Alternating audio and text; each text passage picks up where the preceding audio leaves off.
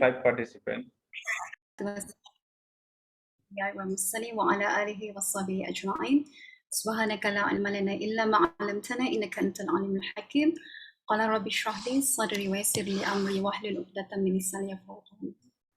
Alright, so today inshallah we're gonna have our honorable speaker Dr. MD Mahmudul Alam, and then he will be speaking about the performance of Islamic microcredit in the perspective of Maqasid al-Sharia. So before we proceed, let's gonna have like a brief introduction about his biography. So he is an associate professor of finance and fellow of economic and financial policy institute in University Utara Malaysia, UUM. He is also associate fellow at University of Technology Mara, UTM, and also fellow associate at the Center for Asian Climate and Environmental Policy Study, Canada. And he also is a certified and registered financial planner at Malaysian Financial Planning Council. So, and then previously he was a research fellow under the Adaptation of Finance Fellowship Program at Frankfurt School and Thailand Development Research Institute. So previously he also as an associate fellow at International Islamic University, Chittagong, Bangladesh, and a visiting professor at the Universitas Brawijaya, Indonesia. So without further ado, and then he also has quite a number of publications as well, and then you can find it even on Google Scholars. Okay, so without further ado, so I would like to call Dr. Mahmudul Alam to give her his presentation. فليتفضل مشكورا. How much time I will have?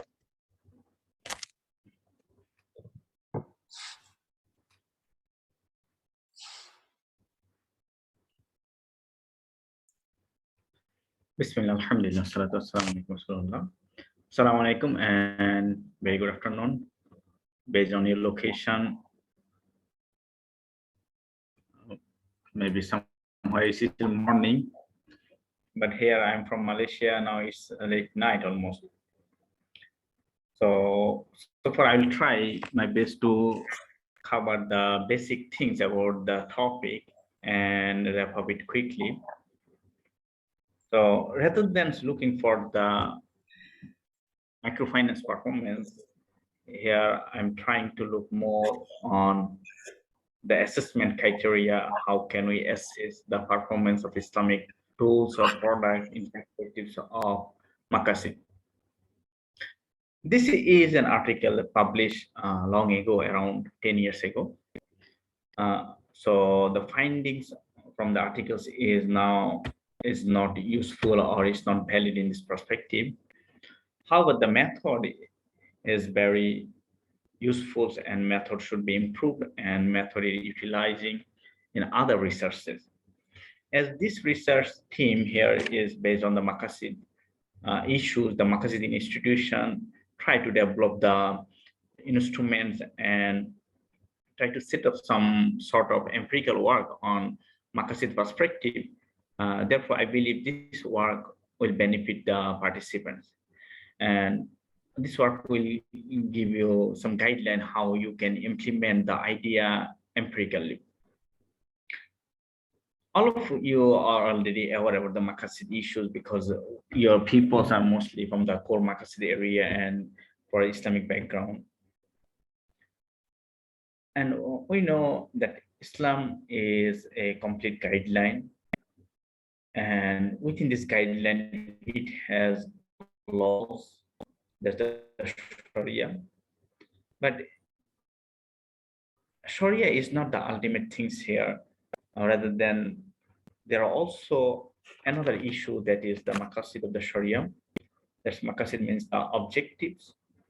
That Sharia gives some rules, regulations, and there are some objectives. So therefore, the term Maqasid al-Sharia refers to the objective of Islamic law, and this actually try to answer the question when you ask why, or why these rules, or why we need to do this or that.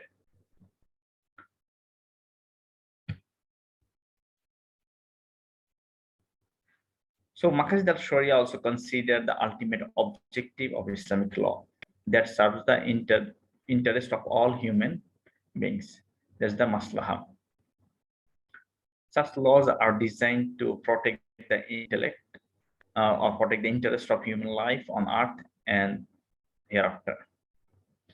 So here the objectives, mostly the Islamic view is not only here, but the most priority is given for the hereafters. So the overall issues, the philosophy, the laws, and the objectives behind the laws is also linked between here and hereafter. So the actions we do here uh, will be judged or will be focused with the judgment in hereafter.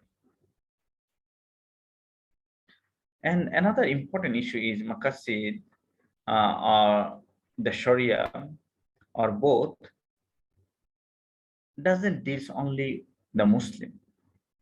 So this is the very beauty of the Islam, that is considered both for the Muslim and non-Muslims. So the utilizations of both of the terminology applicable for Muslim and non-Muslim as well. So the overall objectives of this study was how Islamic microcredit performing in the perspectives of other competitive conventional microfinance institutions. So we see most of the research and publications or evaluations, and even the evaluation done by the institutions, in the same perspective that they compare with the conventional approach. And the assessment was conducted based on the conventional performance. And the criteria also linked with the conventional approach. But the point is, when we talk about the Islamic issues or Islamic program or Islamic project or any Islamic issues that link with the Islamic law, or that we link with the religious issue or religious way, or that define based on the religious logic or guideline, suppose halal and haram, and the allowed and prohibition, that should be assessed in terms of the Islamic criteria or Islamic way of the analysis, or we can say is the achievements of the objective. So if Sharia has an objective, why we do it, then we should to assess then how much we achieve it, how much we perform based on our objectives. So if our objective is something, but we assess the whole things in another parameters using the conventional approach, that actually not the correct approach, or it's not give the full justice on the assessment. Therefore, this study, we examine the microcredit performance or Islamic microcredit performance based on the Maqasid al-Sharia assessment criteria. And Maqasid al-Sharia is still evolving, and there are lots of issues need to discuss on the matter, especially regarding the framework and the assessment issue. So we are coming on that issue later on. As I mentioned, this study was conducted long ago. So most of the literatures are from very old studies, so I don't report them here. Just I give you some very background about the Malaysian microcredit program. Malaysia, after the liberalization 1957, the main target was to reduce the poverty. And then in 1970, when they started their new economic policy, at that time the poverty was above 50%. And Over the time in 2015, they reduced it up to 2.9%. But now recently, due to the COVID, it again rose more than 8%. And microcredit is an instrument that helped to reduce the poverty.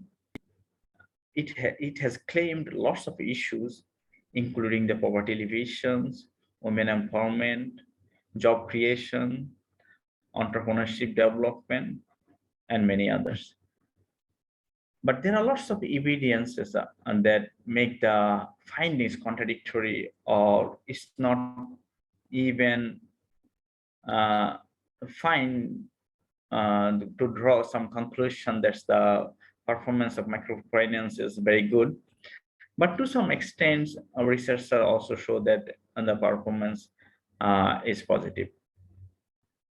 And in this regard, Malaysia started microfinance program in 1987 based on the Amanah Ikhtiar Malaysia. Now they have the total clients is around 343,000. So this study collected data in 2013. That's almost 10 years ago.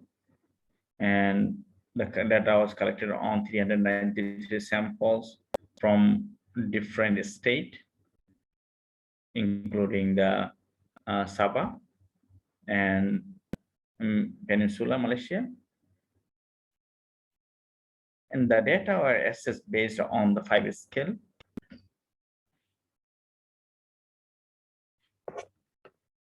And the instrument was developed based on the Maqasid perspective. There are several models or frameworks of Maqasid, and recently we see the professor Audam develop another one from the Maqasid institutions, new holistic approach of the Maqasid framework. As this study was 10 years ago, conducted 10 years ago, so here we utilize a different conventional method or framework. This framework was widely accepted and it was utilized in many research before. And it was initially developed by Imam al-Shatibi and Imam al-Ghazali. And they initially highlighted the requirements as the Maslow hierarchy. And it has 3 stages. Suppose the Dururiyat, which is the necessities, the very basic one, and then al-Haziyat and al-Tahsaniyat. So these are the needs and luxurious, the upper skills of the life, but we need to ensure at least the basic necessities.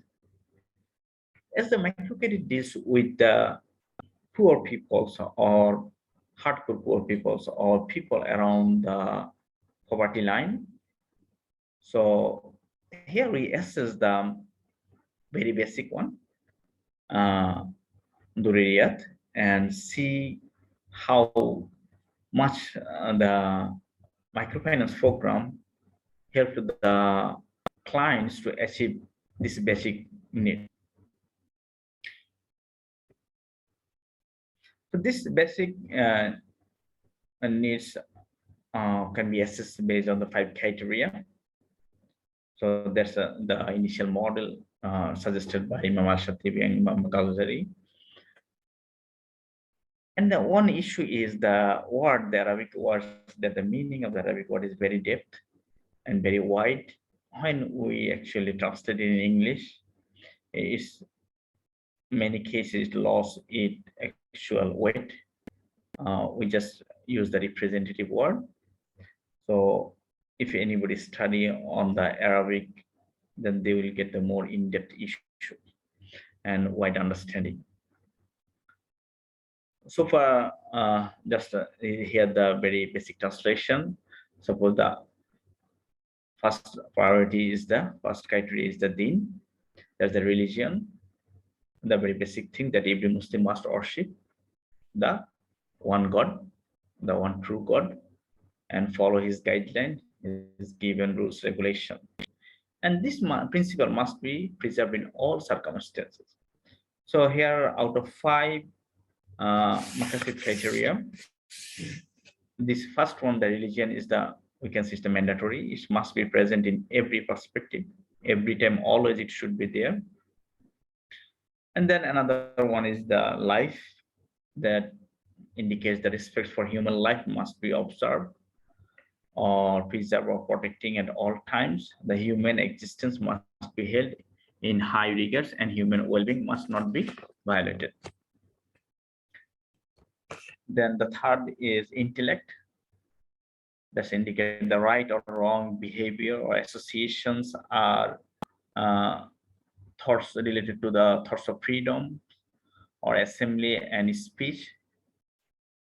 Or Sharia encourages questioning for knowledge to ensure the intellectual development of Muslims.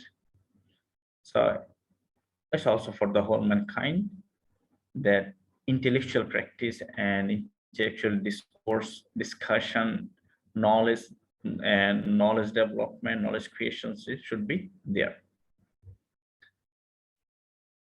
And then the lineage or honor, that's related to the legal obligations must be performed to respect the human community based on the scarceness of life as reflected in future generations. So it's also linked with the next generation, considering your progeny and future generations. So intergenerational perspective is there. And the final one is considered as the wealth, that is the economic justice, especially in terms of creating money and wealth. And it must be enacted as an alternative to the previous wage system. So previous wage system, or we can say the barter system, we just convert to the monetary way, and we need to consider the wealth creation is one of the important aspects. And alternatively, we can say the, for the bottom line people, to reduce the poverty or alleviate the poverty and improve their life condition in terms of monetary value. So based on these 5 criteria, we measure these 5 criteria in an empirically justifiable question. So the instrument try to figure out the data based on their perception and try to prove the issue empirically. So for the first criteria, we look at the religious practice, how microfinance link with the religious practice. Those who borrowed the money from microfinance institutions, is there any linkage with the religion or with the religious practice or religiosity, or their inner act about the religious view, or their appealing about the religious issues. And these data are based on the questionnaire survey perception study. So people give their perception based on the scale, and it's actually not indicating how much religious they are. It's actually indicating the tendency, how the issue helped them in terms of religious matter. So 90% people agreed that microcredit positively affects their religious practice. And if you go dig down inside, then they said they also strongly feel that they have strengthened their commitment to pray at the mosque or to attend religious classes. Or some respondents also mentions recently they participated in the microfinance program enabled them to Hajj program. So they are able to perform Hajj due to income generating through microfinance.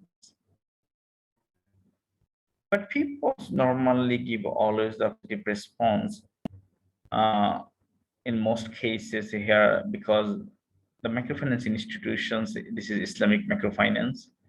So they give some religious, at least they talk about the religious issues, or the people who borrow fund from the Islamic microfinance, they are also somehow religious or Islamic oriented person. as the microfinance institutions also check something before they give the credit about their commitment, about their religious view. So this is the way that the social community or the fundamentals of microfinance is the social capital. Religious is one of the social capital here. The brotherhood, the bondage is considered also a social capital, and that social capital has more strengthened than the conventional social capital that we consider.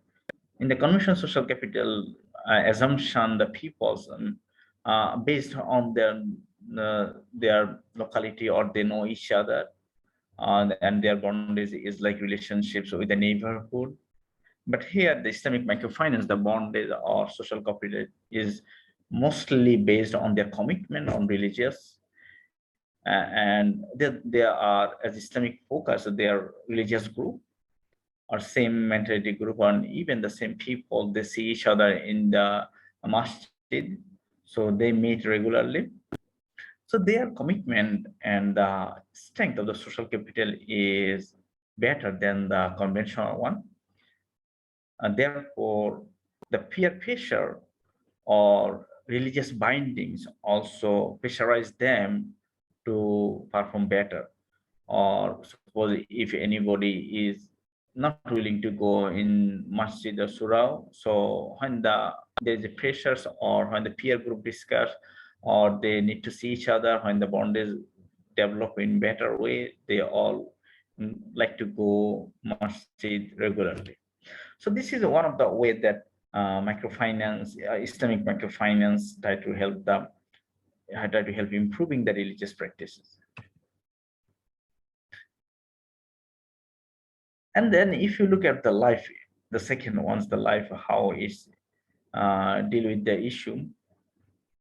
And we see the living standard of the family. Almost all the respondents agreed that the participating in the microcredit program positively affect their living condition. All of them stated that their living condition have improved significantly after taking the credit. So their income increase and living condition also improve. And there are also some issue regarding the microfinance institutions. When they give the credit, they also follow some rules, regulation. They also promise their client to do something like maintain the hygiene, maintain a good environment, maintain cleaning. So when they practice these issues, they're somehow they feel better, so all the environment also improve. And here the living standard actually measures the in terms of the monetary and practice of the living standard. So most of the people agreed that they improve their condition. Then we look the health status. The approximately 90% of the respondents perceive that the credit they receive enable them to control health condition effectively. All of them stated that their present health condition is better than before. However, some of them argued that their health condition deteriorated because of age. And again, the linkage is very important if we see that the suggestions given by the microfinance is not just only the monetary gain, and what the suggestion they give, how to take care of the family, how, in some cases they also mention the nutrition and hygienic matter. That's also help to improve their health condition. And the pupils also, just I already mentioned in the first category, the social participation or the bondage or the social capital. So people agreed they increasingly more social after taking the credit. Overall, the confidence of the microcredit borrowers to get involved in social activity also increased. After taking the credit, they also try to engage in more social activities, social gathering, and they engage in social contributions. Like it's not necessary to engage in the monetary contributions. They also engage in the social activities like Gotong Raya, the cleaning activities, or maintaining the neighborhood. And some respondents added that they assisted their neighbors in preparing for certain ceremonies, suppose a wedding ceremony, or they also have lots of have social gathering, makan program like kanduri, or even post Eid Harira, they have lots of open house program. So therefore, the respondents are confident to mingle in society and to help their neighborhood. And then we assess the intellectual ability or the intellectual knowledge changes or knowledge pattern changes after microcredit taking.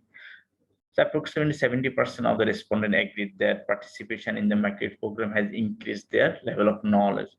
They gain different kinds of knowledge by engaging in several economic activities through credit. However, the rate is not that good, 30%.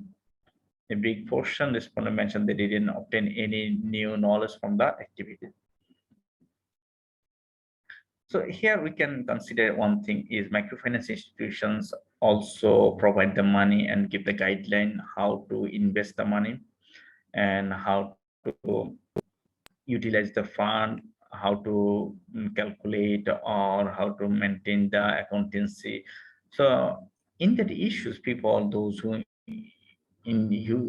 utilize their fund in the micro entrepreneurship development, they get some new knowledge from the credit organization. And that's the thing, the 60% people mentioned that the microcredit program positively affected their business skills and expenses, and 20% mentioned that highly positive change in this respect.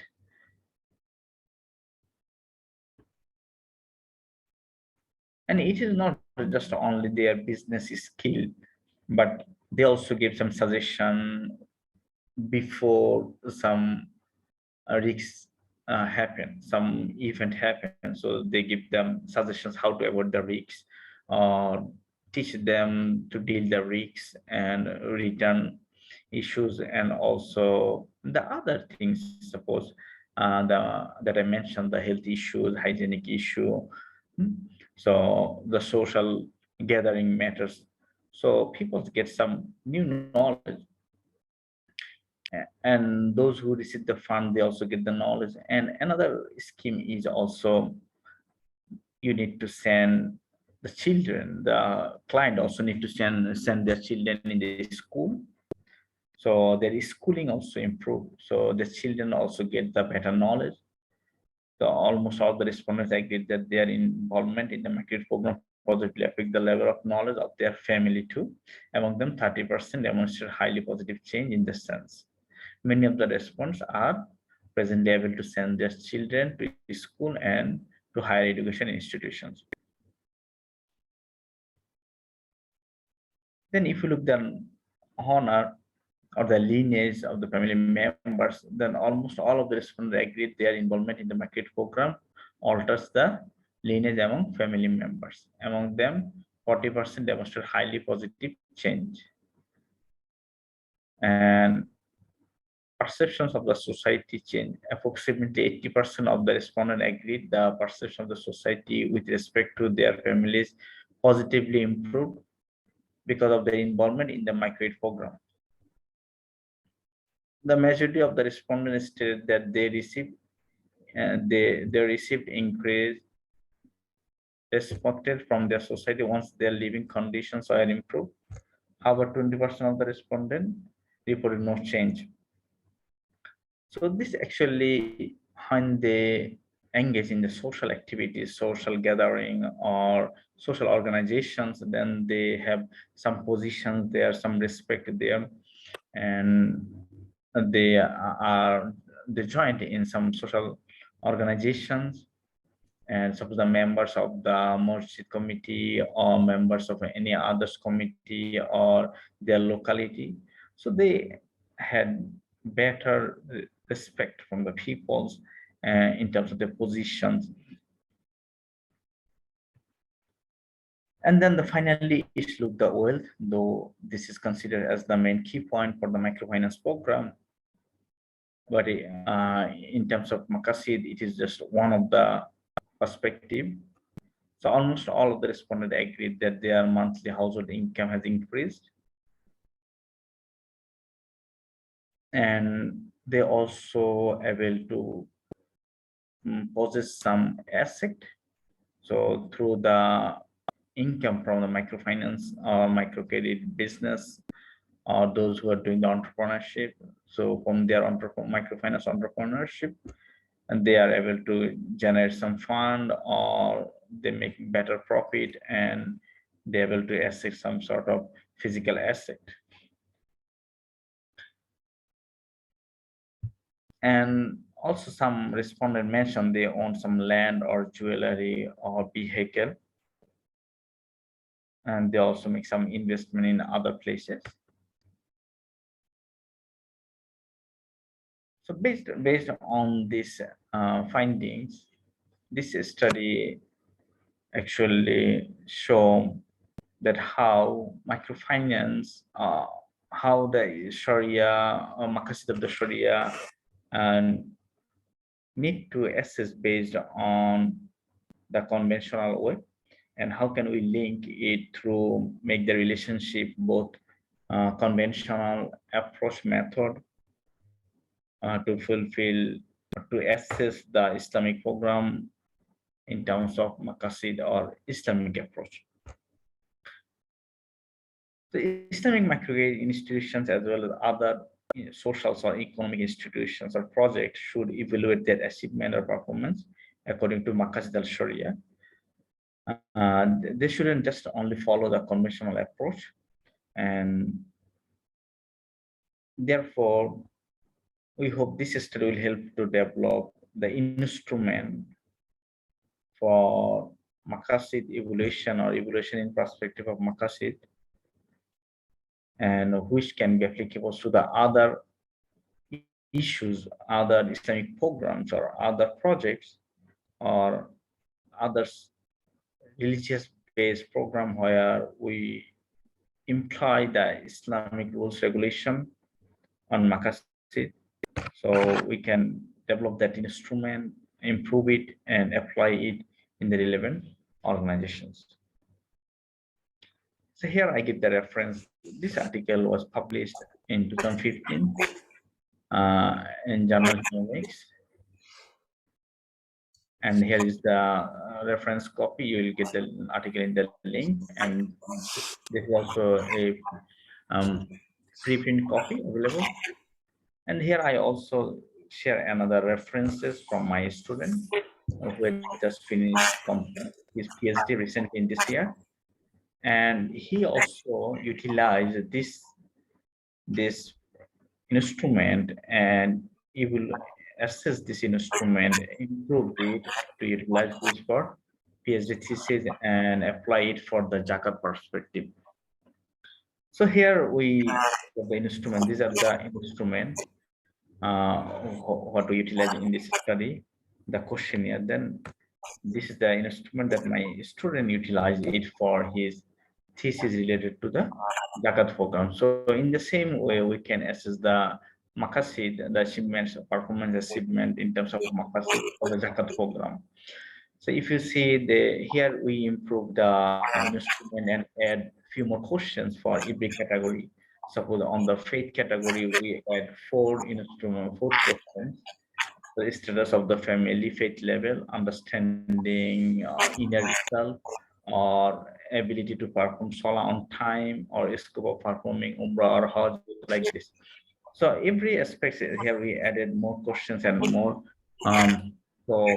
more instruments. So we get we hope we'll get the better findings from that. And later on, this based on this instrument, we utilize it in the structural equation model framework, which is available in this reference. My students already uploaded his PhD thesis in the repository, so you can download it from the sources and you can see how it applied in the analytical perspective.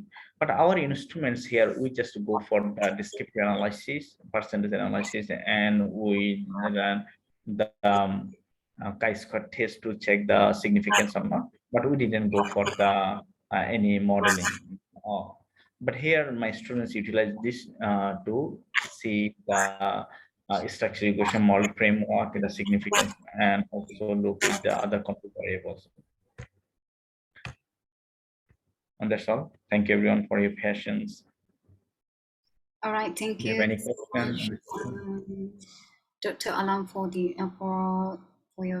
for the very enlightening presentation, very fascinating. And yes, I open to everyone who would like to join and maybe to discuss together with Dr. Alam, or maybe any one of you who have question to address. You can raise up the question now.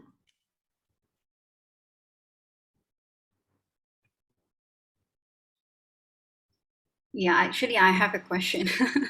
I have a question for you, Dr. Alam.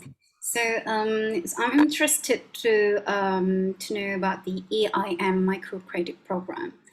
So as you mentioned before, you said that the criteria for the AIM borrowers, I mean, that is open for public, right? So, but the majority of the borrowers are Malay Muslim.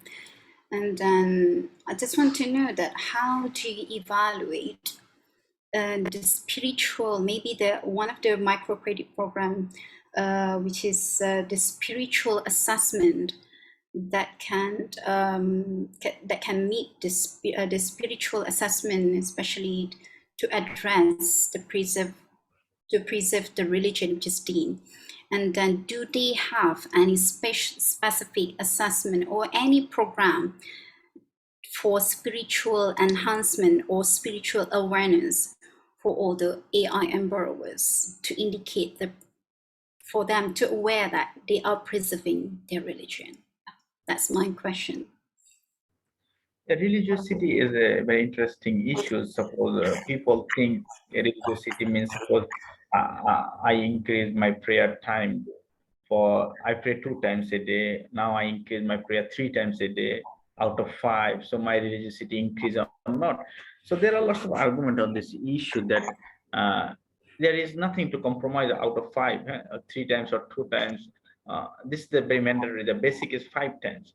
Okay, so you cannot compromise on that point, but the assessment criteria we cannot judge based on what is their mind. And even the Islamic religiosity is not like that we count based on the quantity. It's mostly on the quality issue. And there are also few issues. There are two types of problem here in the respondents. One is people those who are more religious, are those who are practicing. They don't want to share their religiosity, that is a show off, or they don't want to share it. They want this to make an inner issue. Okay, so this is their inner issue. They and their God will know it, so they will deal with Allah. They know it to inform the other people. So this is one sort of challenge. Another sort of challenge is people those who don't practice the minimum, so they feel very shy to share it. So we try to assess the tendency, how you feel before and after. Do you feel better or is the same level? It is not like that you are more religious or not. This is a tendency that your perception about the religious feeling or your tendency towards the religious matter increase or not. And in the last one that my students, which one my student developed in the instrument, he improved a little bit more. He had a few more variables in terms of the religiosity issue. The first one, the faith, no. So he tried to assess it based on few more criteria rather than just only one. My religiosity increases, and this point is little bit actually confusing because we have both sort of problem. People don't want to show, people also over religious also don't want to show, or less religious also don't want to show. And this is a very sensitive issue, and we cannot consider it in that way what we do. So we can make it in a proxy matter, or some cases we can instrument the development like that for the extra issues like the charity. or the nafal ibadah, also the extra ibadah instead of the fard one. All right. Thank you so much. And also, again, it's actually really very sophisticated matter to ask the people. If I ask you, are you religious? That's a very sensitive question. And I feel it's more sensitive than really asking about their people's salary or the other issue. And therefore, we need to find out something extra instead of just the number, the quantity. We need to look the quality inside you, and we need to put some alternative questions to figure out through the discussion. The qualitative interview is more important than just the question survey. We need the data to assess it through the frameworks or qualitative assessment, but the main assessment should be done here through the qualitative issue, not the quantitative measure. Right. Thank you so much, Dr. Alam, for your answer. So, yes, Dr. Jasmine. Yes, Assalamu alaikum. Thank you very much, Dr. Alam, for this wonderful presentation. It was really interesting to see how, like, this study has been conducted using the kind of conventional methodology. I have like maybe few questions. Maybe I'll ask the first question only now, and then later on we can continue maybe with another question and maybe a few other questions.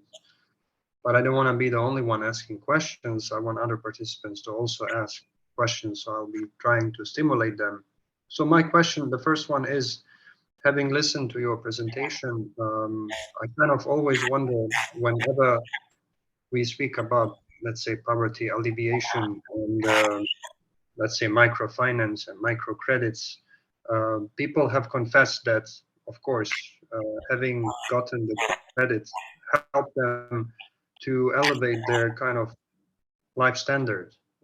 They were more participative in society, in social activities, initiating activities, even going to the mosque, some even to the Hajj. But I kind of wanted to ask, I'm not sure, perhaps it is in the paper, in greater detail, how many of these people have been continuously taking credit, and how many of them, or if whether all of them, have all of them successfully returned the credit to the institution that has given them, and have they taken it again? Are they constantly living from credit to credit and struggling to kind of pay on debts and live, on a debt-to-debt basis from one year to the other, or they manage to kind of elevate themselves and become independent? So I believe you get my question. This is maybe one of the issues that sometimes arises is microfinancing and microcredit. So I believe you have a very comprehensive insight into this. Thank you very much.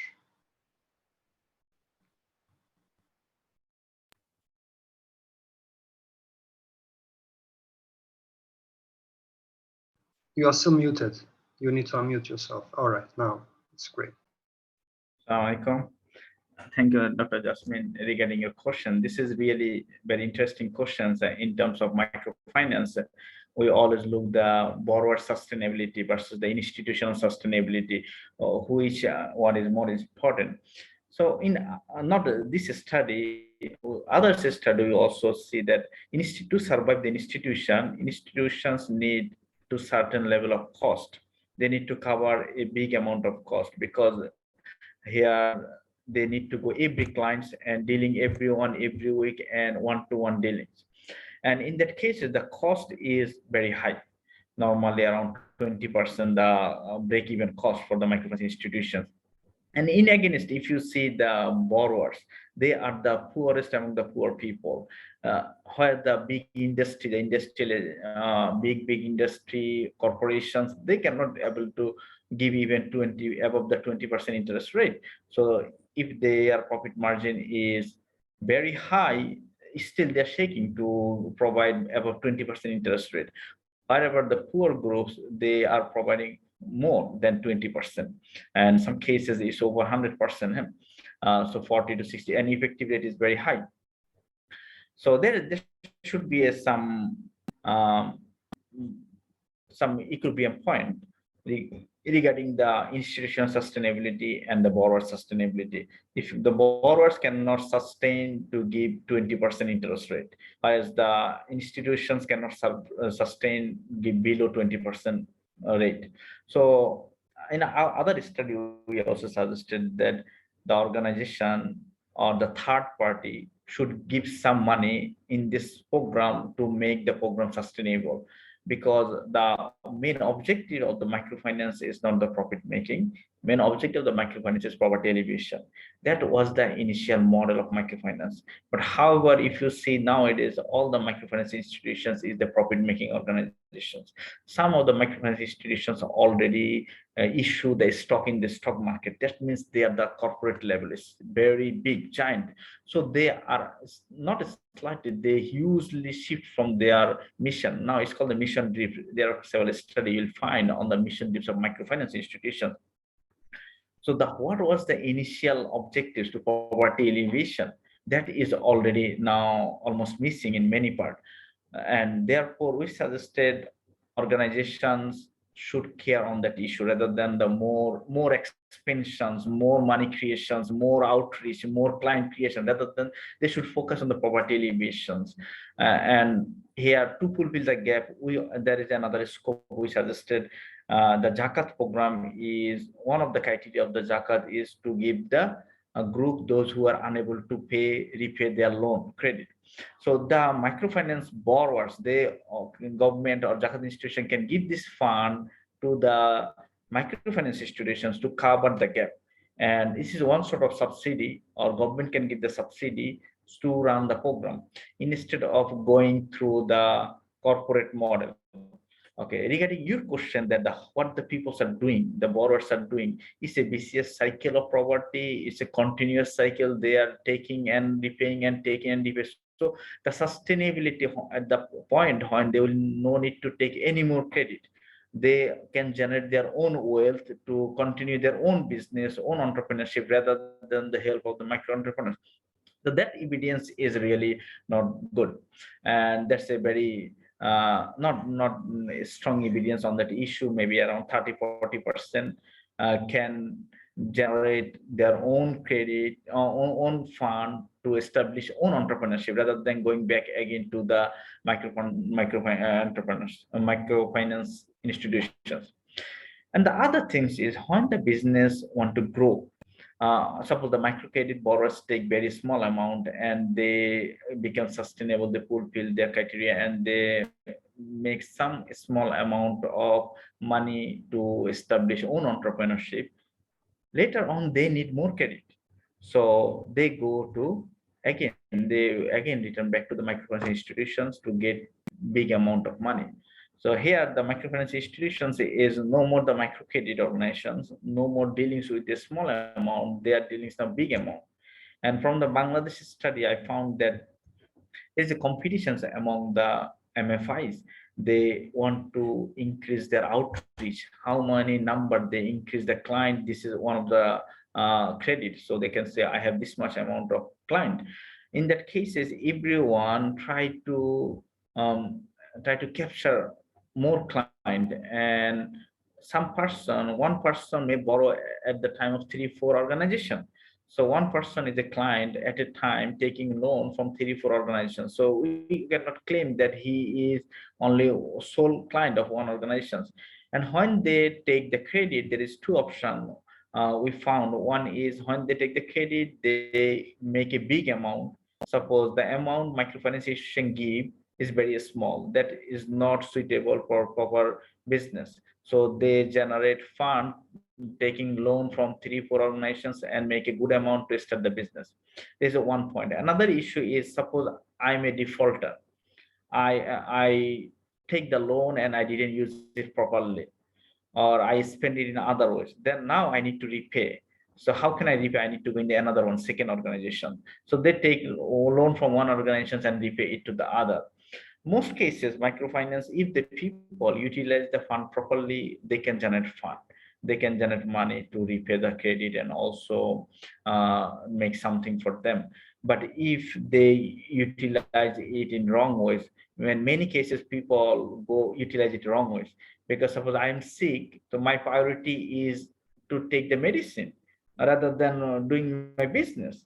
Or suppose I need to give the marriage of my children, so I need to spend some money for the marriage. It is stuck for a long time. I have no money, so I go to the organizations and I give a wrong proposal and I take the money for different purpose.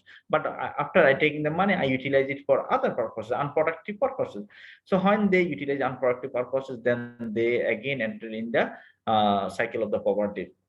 And many cases that's happened, people especially for the health cases, when they're in the health problems or any family issue, family problem, need to give the marriage of the children, or then suppose need to die, need to buy something, suppose, or they take the credit on a business purpose, but they don't utilize full amount for the business.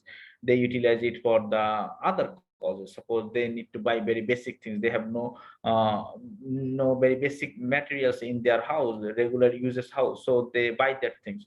So 20% they use for the other purposes, then they cannot generate enough fund to fulfill the credit.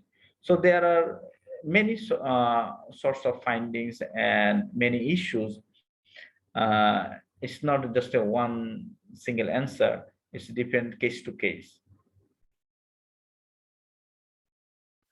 Yeah, true, true. I agree with you. It depends from case to case, and as you mentioned, maybe 30, percent of the people who have taken the loan or businesses, they manage to kind of proceed with and run their business on their own, maybe in the next year at least, or few years to come. But once they grow bigger, to scale up, they need more financing, and that's good, of course. Looking from the Maqasid Sharia perspective, even according to the book and contributions of Maqasid Institute and Sheikh Jasser Auda's Maqasid methodology, there is nothing wrong in pursuing kind of debt financing to grow the business. But kind of when you give the answer, of course, ideas spark in my mind, and I kind of say logically from, of course, when you give the answer, I kind of get the idea that the participative style, of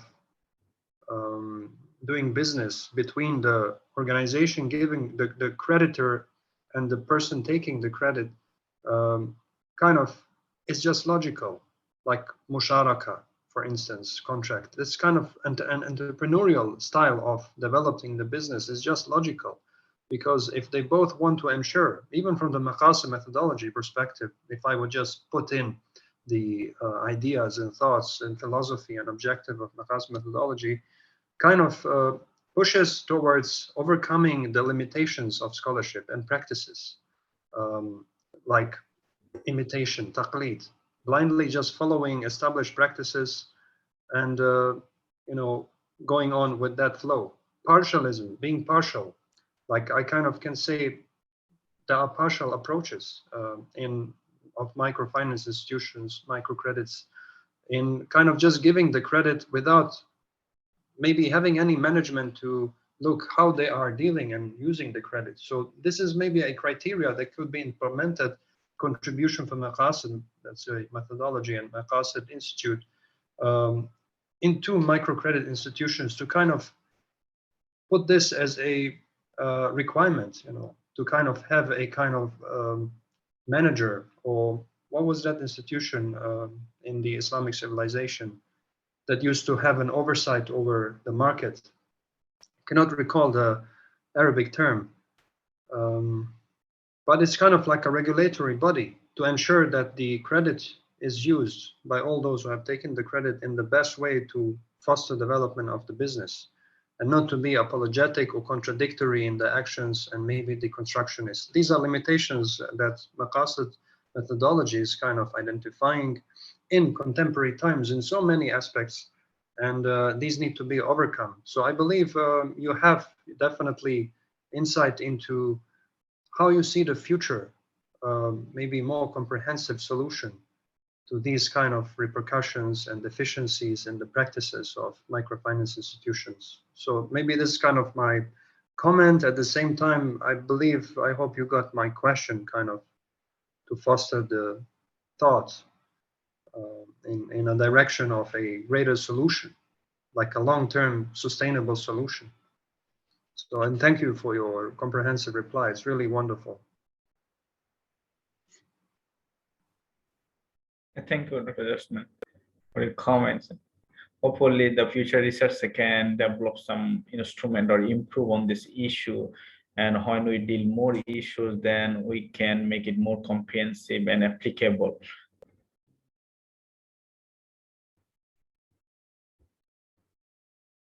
All right, any question from, oh yes, from Lisa. Yes, Dr. Lisa. Okay, mashallah. Thank you so much, Dr. Alam, for sharing with us your research and your publication. So the topic is very interesting. I'm wondering whether you are would like to share with us might be more elaborate about the data collection, because I'm hearing that you are comparing, right, the changes the people who get the microfinance. So whether you collect the data before any program that is given, and how long the period for the duration, and then so that you can evaluate and it is considered to be sufficient to evaluate the changes of behavior of the people. Thank you. Thank you for your question. Regarding the data, I already mentioned it's very old data. It's almost 10 years ago. We collected data in 2013. So in July to December 2013, so that's almost 10 years. So this data is now no more comparable with current cases. And there are lots of things changes after the COVID also.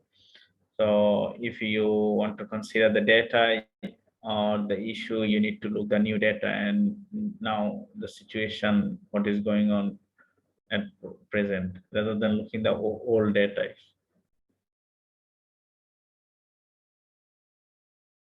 Even if you're interested more about the data, the details of the data is given in the article. So you can see the articles. I give the reference in the slide. We'll share the reference. Yes, I mean that when you did the research, you were after a questionnaire, or just one questionnaire after the program is given. Okay, just one time I asked the question that then they mentioned what was their condition before and what is the condition now. Oh, I see. Yeah. Thank you, Tita.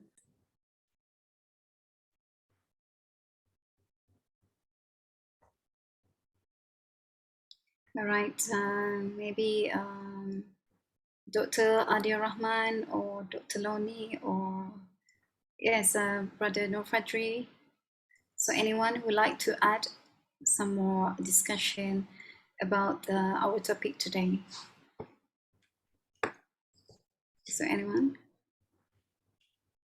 Or maybe Dr. Mahmudul Alam, do you have anything to maybe you would like to add more based on your research? So I will share this slide with you so you can see it and also the relevant articles on this issue. So if you want to work on this topic further or any other topics where you can apply this instrument or input the instrument, we can collaborate and we can see. Thank you so much.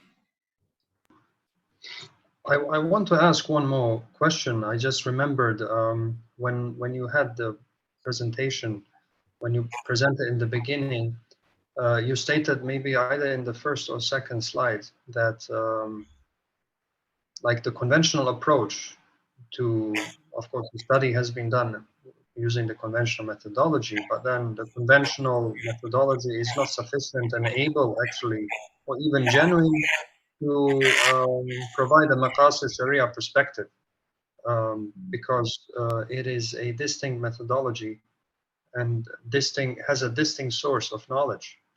And you showed the pyramid, which basically is just identical, like the Maslow's pyramid and hierarchy of needs.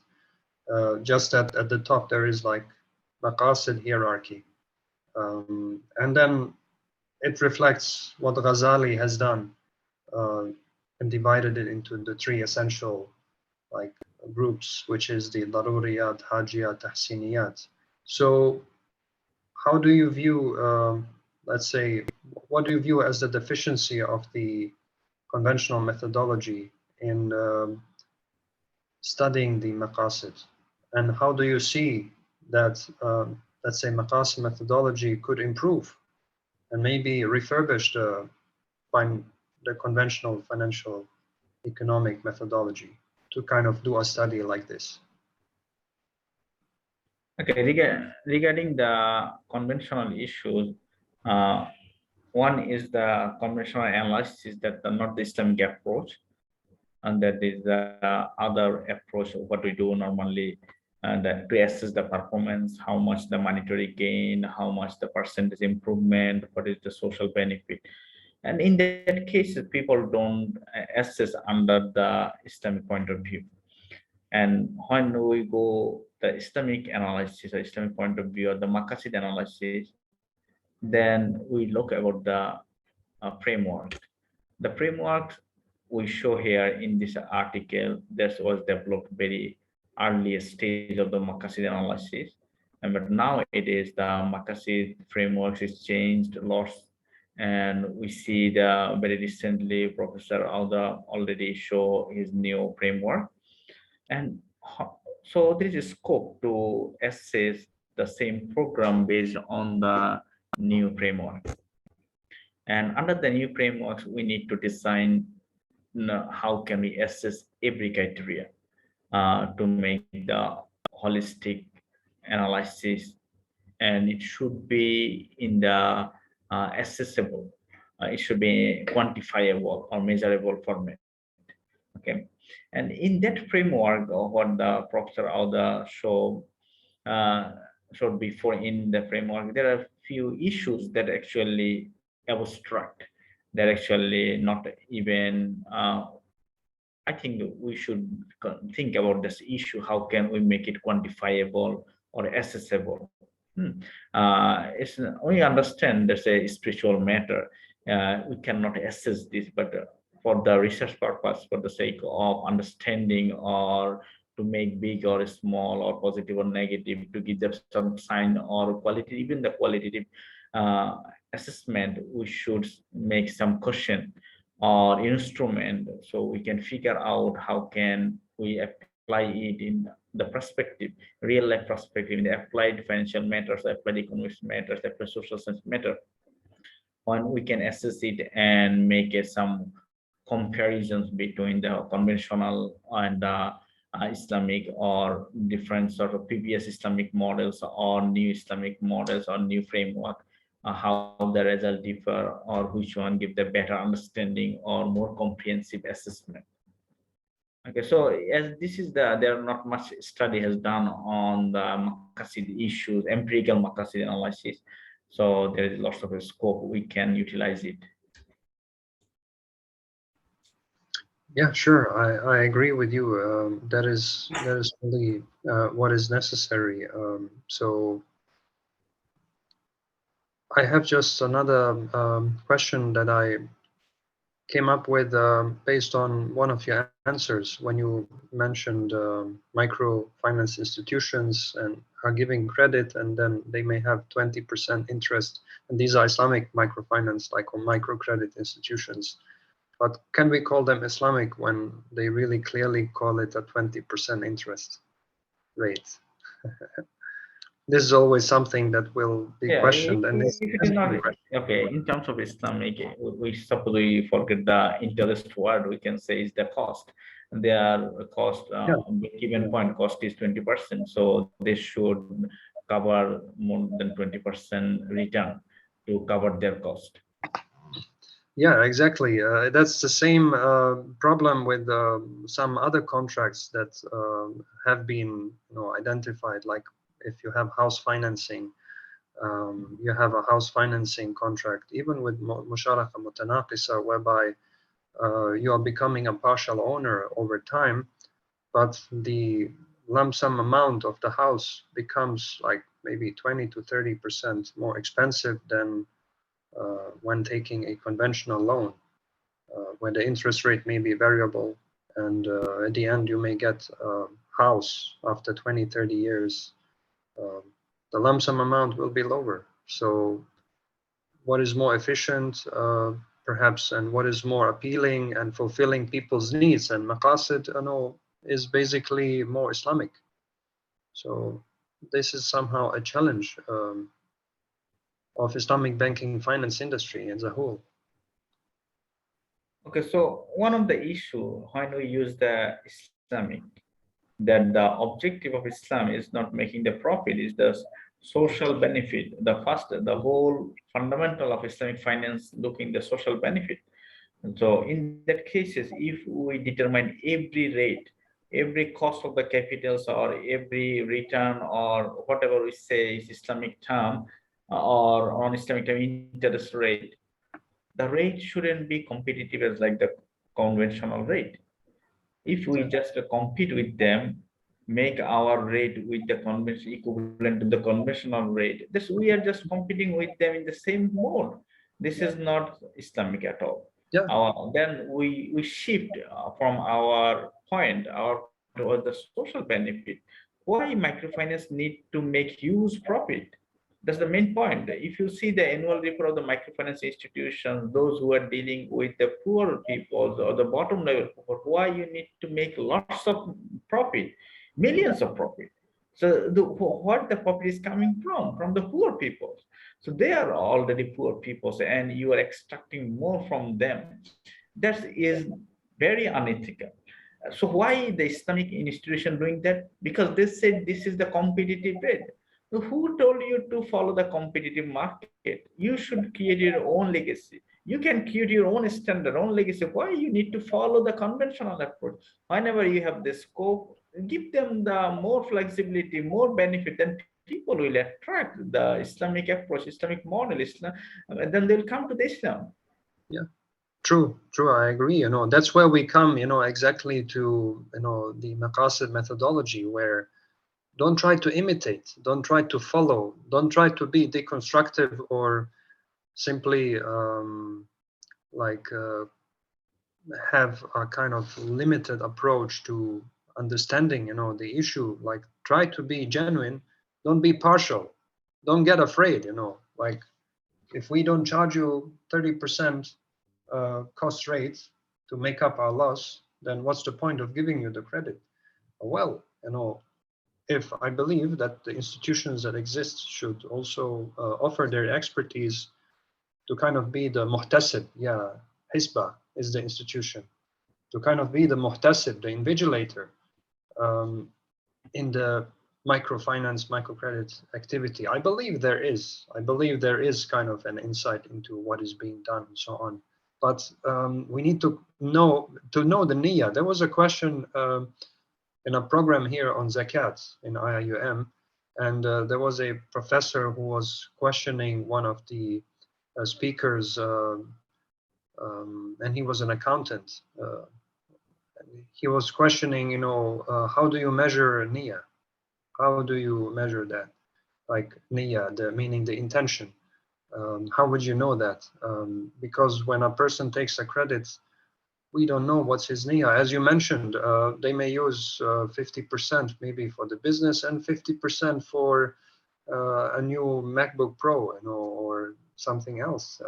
And of course, they want some MacBook Pro, they want an iPhone, something. But in fact, the purpose of the whole, evaluation of giving the credit is not profit making, as you mentioned. It's basically, we want you to develop a great business whereby you can help society, like it's value creation. So if the shift, in the practices that, of course, the paper and research has been done before, but today, if the shift is being done towards creating value, towards adding, then I believe there would be a kind of change, and the noise created from this kind of practice, as you just now also said, would attract others and say, hey, we love this, like, welfare creation rather than profit maximization, and then later on divisions and greater inequalities.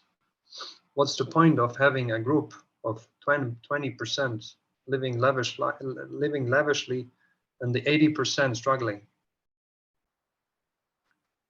Yeah, that's really like a very wonderful contribution of yours, you know, how you have said that you shouldn't follow just competitors. But that's the reality of how the business world actually functions. Most of them are in need, of course, to survive. And I'm very sure that they are trying to rectify the practices and they are aware of it. It's just that sustainability is a question of our times and the future, especially in these times of greater inflation and uncertainty. So I'm very sure there are other questions. I'll maybe stop. So if you have, Dr. Alam, to add, you know, a few more, you know, insights into what I have said, maybe even correct me, please. I would be very happy to, you know, rewire, you know, my thoughts. It's okay, it's fine. We can share the knowledge, and that's where we can grow and we can find out something new. And unfortunately, the Islamic finance is still far behind than the conventional finance. And majority of is our confidence. It's not the reality. We are 2 billion people, 1/4 of the people of the world, but it's still our finance. Why we are afraid so much about our sustainability when we know that we have huge customers? And if you see the conventional banks, all the Islamic countries running the conventional bank, conventional insurance very easily. And who are the customer? If you look at Malaysia, just an example, so much conventional banks, so much conventional insurance are here. And some cases, if you see the insurance, Islamic insurance are very few rather than conventional insurance is too much. Every people of Malaysia has their own vehicle and they need to buy the insurance, at least car insurance, motor insurance. And if you ask the Muslim, if you make the survey among the Muslims, which insurance they buy, you see most of them buy from the conventional insurance. So their understandings of the halal and harams and who are the financing them? Actually, we, the Muslim peoples, are making the running the conventional financing. If we all the Muslims focus on the Islamic product, then Islamic product will become very cheap and also very easily accessible. And they have no need to look at the return and the compare with the Islamic and conventional issue, and not need to give the competitive. The way of the competition and the way of the competitive rate is actually fake thing. There's an illusion that we need to give the competitive rate. Who tell you to give the competitive rate? You should have the trust and tawakkul, and then see your brotherhood, how the brotherhood deals. Whenever you get the, suppose if you go for the motor insurance, we do every year motor insurance, we buy motor insurance, everybody buy motor insurance every year. So you see the people where they buy, why they buy from the conventional one, because conventional one is cheaper. So why not we make it cheap? Why we need to make profit so much at the conventional rate? Because that one actually link with the stock market, and they also need to give the same equivalent rate of return to their investor. Otherwise, stock market return will fall down. So this crap mechanism that we are afraid of our investors, our performance. We need to balance our performance everywhere, from the stock market investor to our creditor, our clients. But it's not happen. Islamic model is not like that. Islamic model is different. It's completely different. The whole framework, ground, everything is different. Why we need to compare? First of all, cannot compare, because our Maqasid is different than their Maqasid. Their Maqasid is maximize the profit. Who give you highest return, you buy their share. Who give you the highest benefit, you take the policy from them. Both sides, the investor side and the client side, they give the highest return, so the investor invest in their stock. They give the better competitive return or the policy or less cost policy, so client will buy from them. And then with the Islamic model, we following the Islamic model, and we just competing both of these 2 points. Why? This is not our Maqasid. That's the point. We are not dealing this Maqasid. Out of 5 Maqasid, there is only one, last one. If you see the Maqasid, the very conventional Maqasid model, out of 5 Maqasid objective, the last one is the mal, the wealth. And our business model, all are running only for that one. What about the other 4? First one is the religion, is the mandatory one. Where is the religion? If they have the focus on the religion, that's the mandatory one for every circumstance that should be present. If that is the highest priority, then business, the profit they make, they subsidize it. Then they have no need to make the over profit. Why business need to make too much profit? And in against, we cannot serve the whole Muslim community. A big portion of our Muslim community take the service from the non-Islamic product due to the cost. So this should be our Maqasid. We should serve the Muslim community. We should subsidize our profit to our Muslim community brotherhood, those who are taking service from the non-Islamic product because of the cost. If you look at the Islamic insurance, the cost is high. Islamic insurance is expensive than the conventional one. That's why many people buy Islamic or non-Islamic product. Why we are forcing them? Why we are forcing our brothers to go for the non-halal product? That is also another sort of zulm that we are doing as a Muslim to our brotherhood. We say that they are free will, not the free will. We said market mechanism. Nothing is market mechanism. We are creating this market and forcing them to take the alternative product. That's why Islamic finance is already this long, but it's already matured. It's able to compete with the market, but they are afraid of the conventional approach. They are afraid of their profit, highly focused only on profit, then forget the other Maqasid issue. They forget the intellect, they forget the next generation, they forget the religion, they forget the brotherhood, the social development, social benefit, no more there. And that's why, against other sense, when I ask my students, I make the survey that why you have an account in the non-Islamic bank.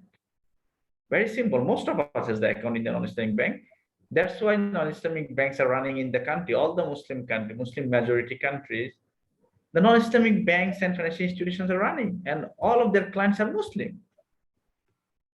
So there is still a scope, lots of a scope to study why the Muslim peoples buy the non-Islamic product. Why the people, those who are the religious peoples, buy the non-Islamic haram product. Because the benefit is there, the cost benefit is there. Then we actually force them to go there. This is another sort of way that we rob their money. The institution rob their money.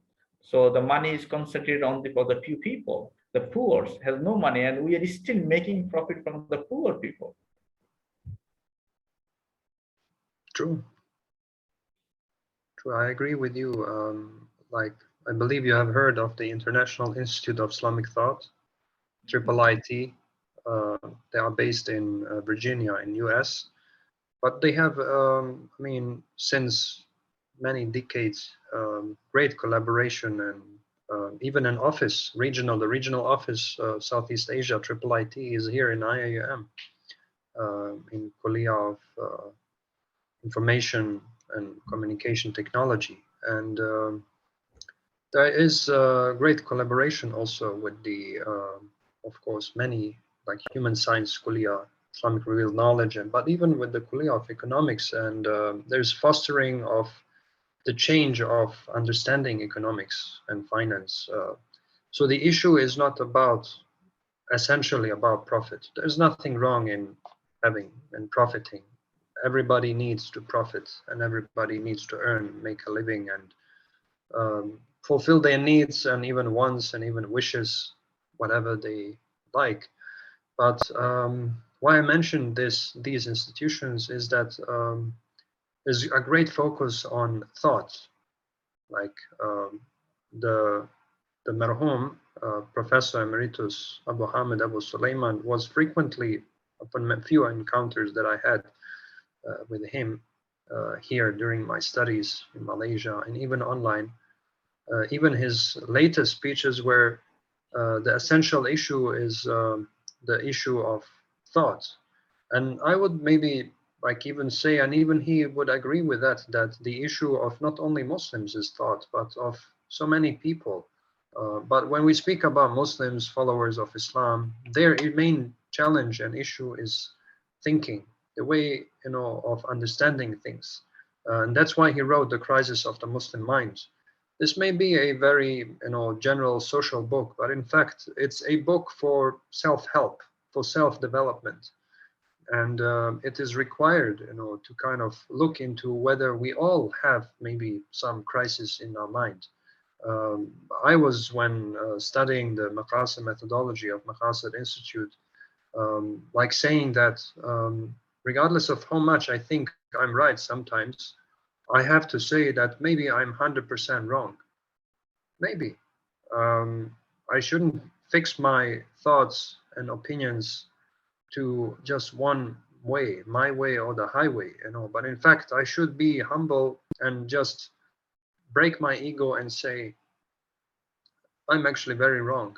Yes, I was 100% willing to do that before, and I was fostering that kind of action. But now I say I'm totally wrong. And then to give to people the confidence and acknowledge that I'm not perfect, or even the institution is not perfect, but we are trying to kind of reorient ourselves. That's why the book says reinventing and reorienting, basically the methodological approach on Maqasid. And then even thought. It's about integration kind of knowledge, not only just you know, integration with, for the sake of benefiting Muslims, but benefiting all humanity. We are all in this together. Like when you mentioned about providing good subsidies. I think you mentioned subsidies now, like for Muslims, you know, make the products cheaper, like takaful and so on, so that they can pursue and demand that and then make it more efficient. I kind of cannot deny, you know, not to mention that in Malaysia for maybe many years, but even now, especially during this post-COVID time, and then unfortunately with the war in Ukraine that's ongoing, we pray that it ends soon and all the wars in the world end soon, and any problems and this instability just lifts and goes back to greater times, not the way it used to be before. Those were not great times, but we want, of course, to see greater times, and we're working for that. But Malaysian government has actually subsidized, you know, many essential products, and this is a very great policy, if you ask me, of a government, a Muslim, predominantly Muslim country, you know, but three races living in great harmony, and it's one of the best examples in the world, you know, to see how races, and many people who come here say it's just incredible to see how everyone is so relaxed and smiling and happy, joyful, despite challenges. Yes, despite challenges, problems are everywhere. Many shuyukh, you know, used to come here. They used to say, please, you know, keep your minds open, keep that smile on the face, because they traveled to more than 100 countries and Muslim countries as well, Muslim societies, and they don't see a smile. But these are the essence and essential things that will bring about even profit. And as Allah subhanahu wa ta'ala in the Quran said, وَلَئِن شَكَرْتُمْ لَأَزِيدَنَّكُمْ. So that means if you are grateful, I will elevate you. You know, maybe not in money, maybe in honey, you know, maybe it's not money, but honey, you know, but even people use money to buy honey. So you produce more honey and you get the money. So in that sense, that's how it works, you know? And then we create value, and over time we'll, you know, accumulatively we'll have greater value for not just us, but for everyone. Everyone loves honey. That's a very fascinating comment about Dr. Justin. Yeah, we have one, maybe a question about methodology from Sister Loni. Sister Loni, she has problem with her audio, so I will read on her behalf. And then she asks about which group become the target of your about the AIM Amanah Ikhtiar Malaysia, which is by mean it is different of AIM recipient of program of zakat.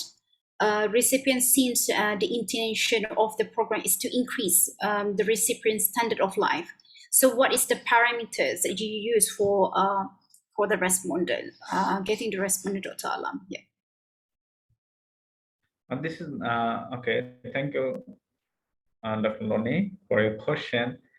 Actually, this is a very long, old story. Huh? It's 10 years back a question. So I hope we have conducted a survey on the entrepreneurs, those who give the project and take money to do some business activities rather than the Zakat project. And I think Amana Ikhtiar is not doing the Zakat project. Zakat is different. They're the microfinance organizations. They give money for entrepreneurship development. So those who want to do some business activities or income generating activities, they take loan from the AIM and then utilize the fund and then reback the credit. But if you want further details, please check the article because it was very long ago, 10 years back a story. Yeah?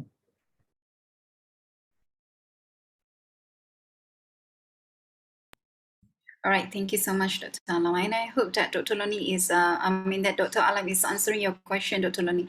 Maybe you can communicate with chat. Is that if that question is that the answer that you want?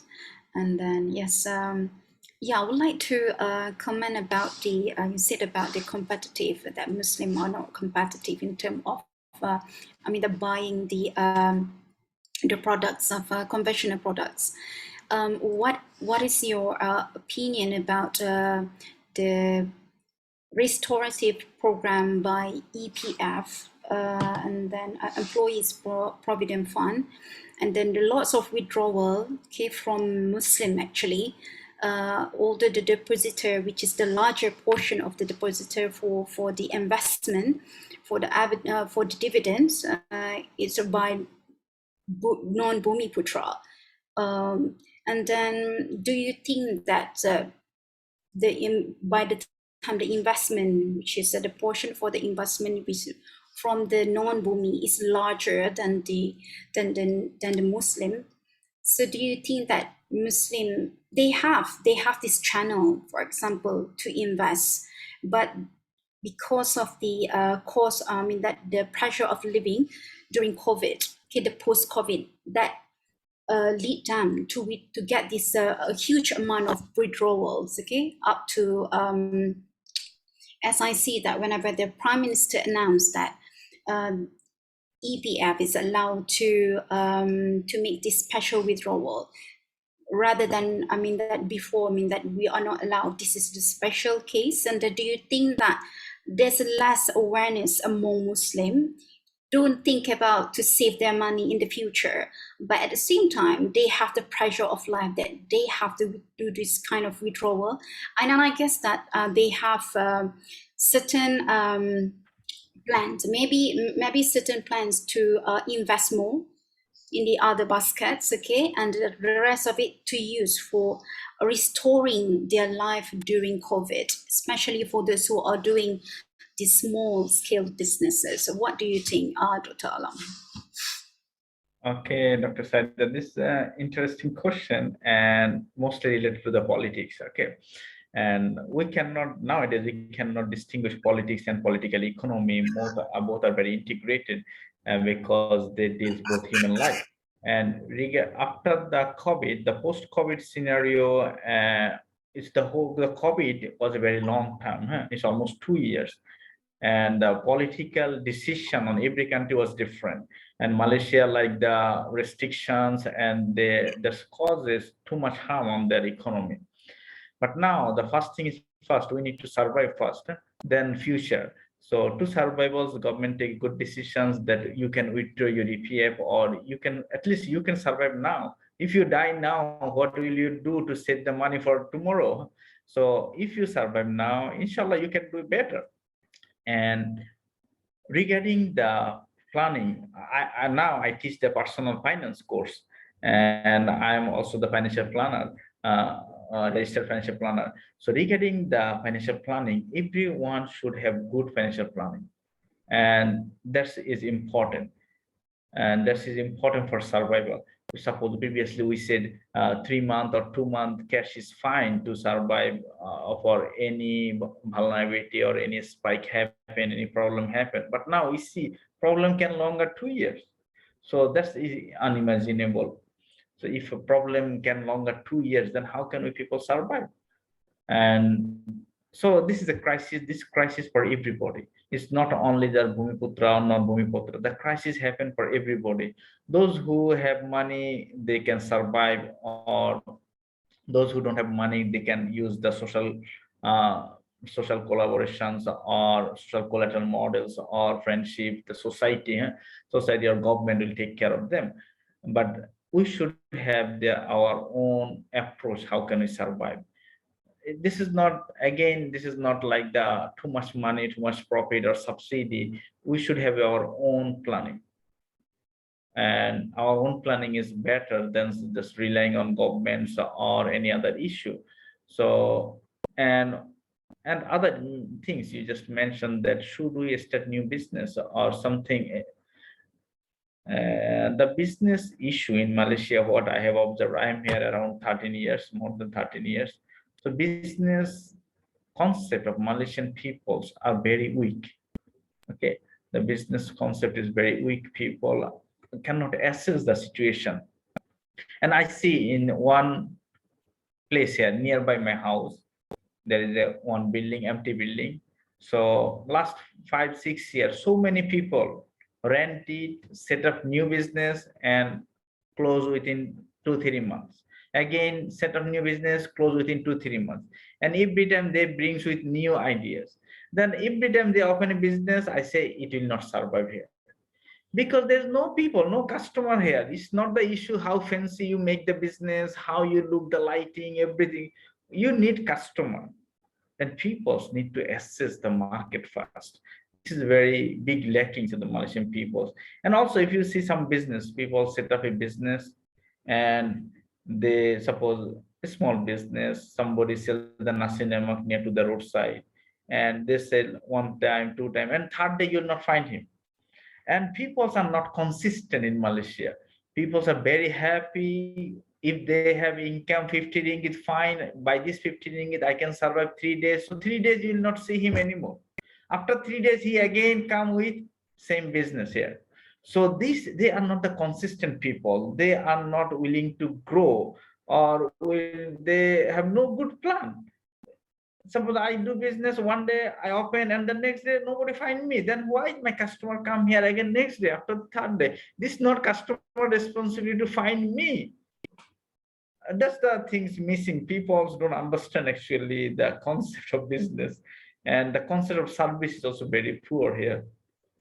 Service means you serve the other people, but here, as a foreigner, I see even my university, our university administration, they actually don't understand the service. They think, okay, whatever I do, the people take like this. The service meaning is different.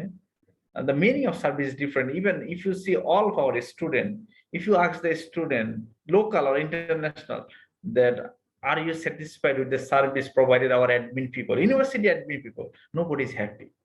So if this is the service quality of the university administration, then what about the other outside service? That's very poor service. People actually don't understand the meaning of service. So here everything is like kawan, but kawan is not the business. Business is professional. There's a professionalism should be there. It's not everything is your friend, you and me, friend together. No, business is not friendly environment. Business is not friendship. Business is professional dealing. So people should understand this thing, and they also should have some good financial planning rather than blaming or relying on government. Government subsidy is a different issue, and over subsidizations in this area make people lazy. And when I tell it to my other Malay colleagues, they become very angry. That's a very natural. When you feel struggle, when you face difficulty, you gain lots of competency. You try to develop something, your brain will work better. But when you get all the free, all the relaxation, then your life will become very lazy. You don't need to go third day. First business, second day business, third day no need. Okay, fine.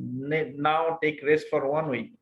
So if that is the mentality, then you cannot do the ihsan on your business. You cannot be ihsan on the other your client. You cannot be ihsan on yourself or your community. So over relax is not good.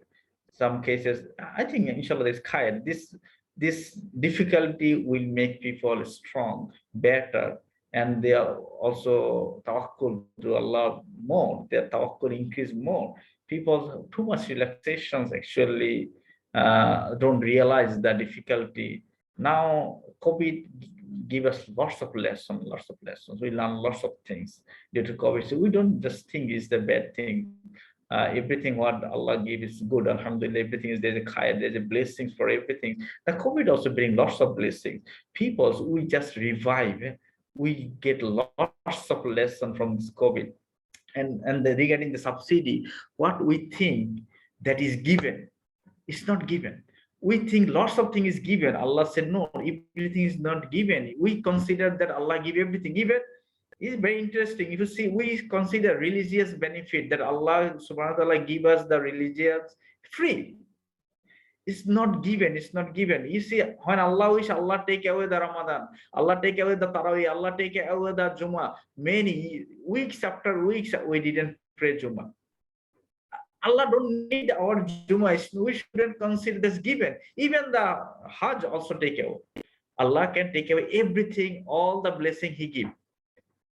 He has no need to give it free. Okay, we consider everything is free.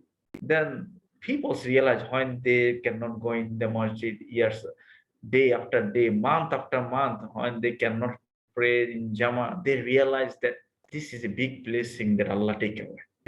And when Allah take away the Eid, you remember we didn't pray Eid Salah 2 years. So no need. Don't think everything is given, everything is subsidized. Government will give to me, Allah is give to me, everything is given. You should earn it. If you deserve it, Allah will give it. Government will give it. Say everybody will give it, but you should deserve it. You should earn it. No relaxations and easy going, and no more frustration. If you spend EPF, okay, another EPF will come. No problem, inshallah. Allah will give better EPF. Don't worry. Just be strong, Be strong. If I may just ask a question, Yes. I think this one will be, I think, easy. Do you think that the nasi lemak that the machik is selling next to the road is the best you can get? Best in terms of what? That it's the best, like the taste great. Oh, the taste? In terms of this is good. Alhamdulillah, it's fine. But It's not a difficult question. But It's don't just eat nasi lemak 3 times, 4 times, whole day eat nasi. Malaysian eat 6 times nasi, Don't eat it. Don't take 6 meal. All are full of rice, rice or other product made by rice. Everything made by rice. I agree, based on the discussion that we kind of have a very nice discussion that basically there's an essential need to change the way we think. COVID has, of course, facilitated much, as you just now mentioned, to for us to reproject what we have understood before as correct and understand now that in fact we were wrong.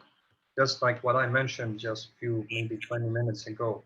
I was thinking one way, but then I realized I'm wrong. But very big issue sometimes is not with even money, as you said. Money sometimes exists. We witness how some people have a lot of money, but they may have too much capital and they're obsessed managing that capital and maintaining it up to the tip-top condition, whereby they deplete their cash, their liquidity, money, and then end up, not being able to serve some debts. But what is, lacking is basically just gratefulness, as what you mentioned, is necessary. وَلَئِن شَكَرْتُمْ لَأَزِيدَنَّكُمْ. That means if you are grateful, I will elevate you. But and then like understand that we were maybe wrong before, and COVID has revealed that we were wrong before in so many ways, and now we need to rethink. And the essence, of the problem is basically in understanding and thinking, and try to look at things and identify the maqasid. In a way, one of the essential thing, of the maqasid methodology and of Islamic economics generally, that in Malaysia is very much prevalent. In IIM, they promote this kind of reasoning in economics, a purpose-oriented, development of Islamic economics. And Maqasid methodology, one of the essential things is basically to be purposive, to have a purpose. And when we ask ourselves, let's say as Muslims, of course we want to fulfill material needs, and there is nothing wrong, in fulfilling material needs. What is that ayah? Allah subhanahu wa ta'ala says, um,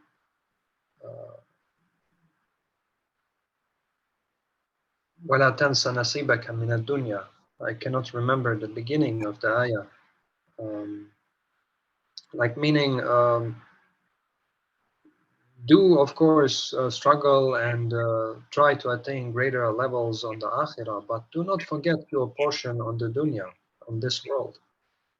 That is very important, to kind of understand. And then when we ask ourselves as Muslims, as human beings, what is our purpose? We all know from the very beginning of being born as Muslims, and when we started to learn, about Islam, we learned just Shahada, to say the Shahada. And the Quranic ayah, وَمَا خَلَقْتُ الْجِنَّ وَالْإِنسَ إِلَّا لِيَعْبُدُونَ. So that kind of reveals the purpose of why we are here. We are here kind of to, be obedient, worship. Worship is not only prayer. Take wudu and pray. Every single act we do is worship.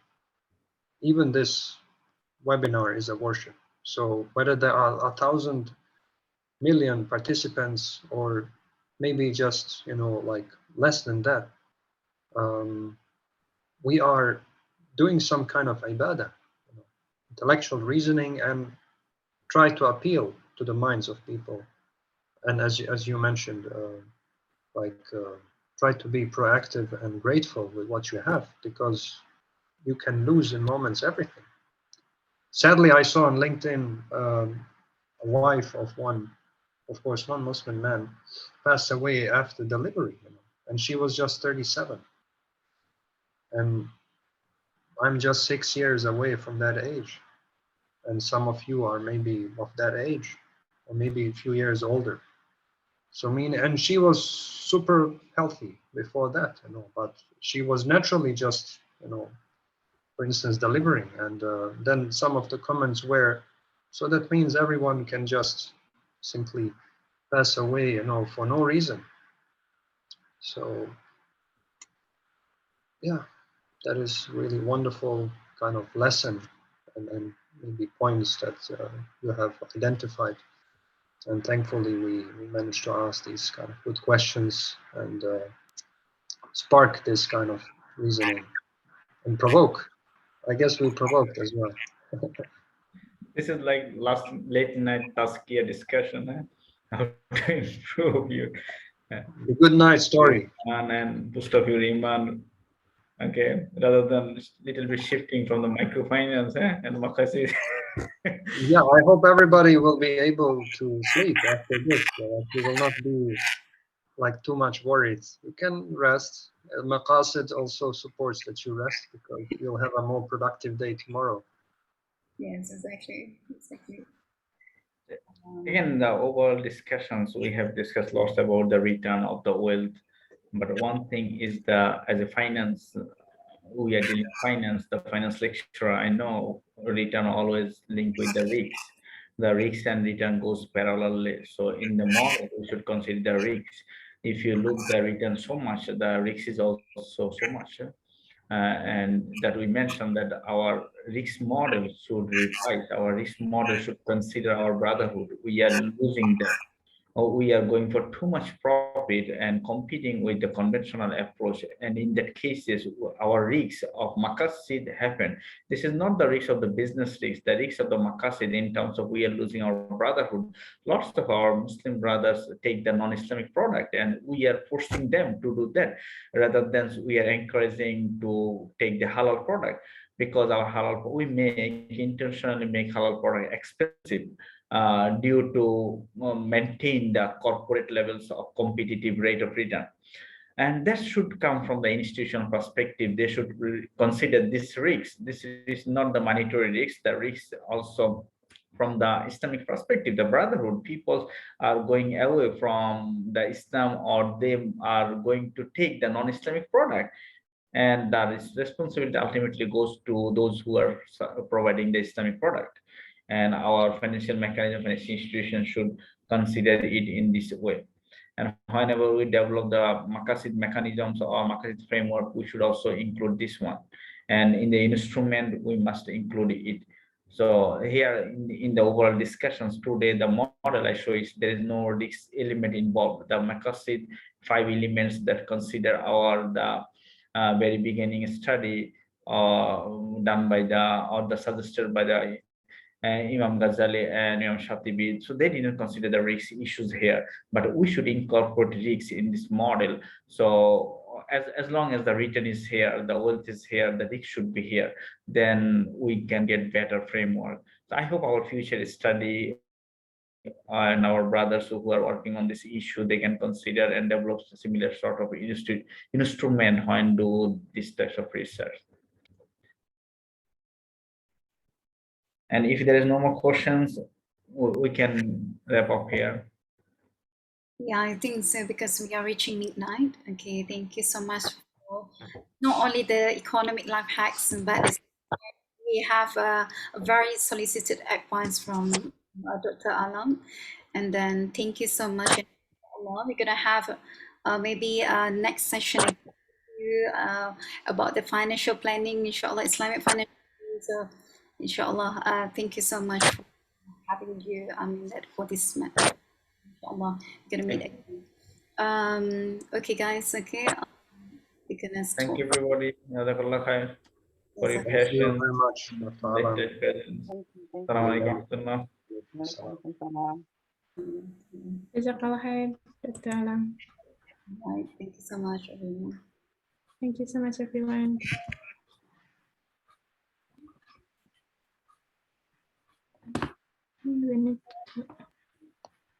Thank you. Terima kasih, Mbak Lisa. I think it's, yeah, Ibu. I think it's Bulani who can end the recording. Oke, thank you Mbak Lisa. Saya live ya. Iya, Agak makasih, lambat Bu hari ini. Rahma. Agak Iya, Bu. lambat. Padahal lagi asik banget diskusinya. Aduh, ya Allah. Makasih, Bu.